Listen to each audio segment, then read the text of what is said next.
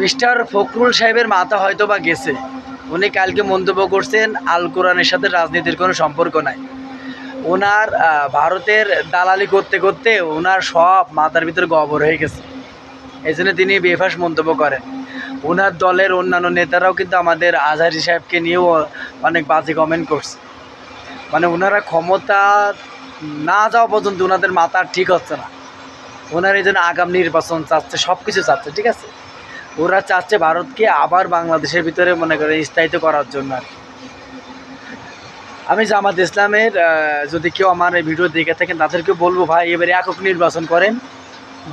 যদিও আপনার যদি এবার ক্ষমতা যদি নাও পান, ইনশাল্লাহ আগামীতে কিন্তু একটা বড় ধরনের সম্ভাবনা আছে ক্ষমতায় যাওয়ার জন্য। এই ভুল আর করবেন না। এই বামপন্থীদেরকে ক্ষমতায় আনা যাবে না। এরাও ওই ভারতের পাঁচ হাজার দালাল ভাই, এই বিশেষ করে মির্জা ফখরুল ইসলাম, ঠিক আছে।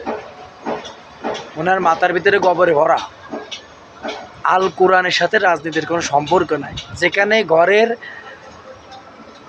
যাবতীয় কাজ থেকে শুরু করে রাষ্ট্র পরিচালনার সব কথাই আল কোরআনে আছে।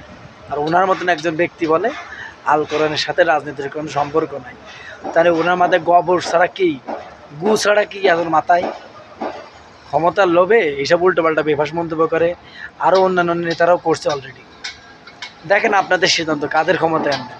ওদেরকে, নাকি যারা দেশের ভালো চায়, ধর্মের ভালো চায়, দশের ভালো চায় তাদেরকে আনবেন? সিদ্ধান্ত আপনাদের।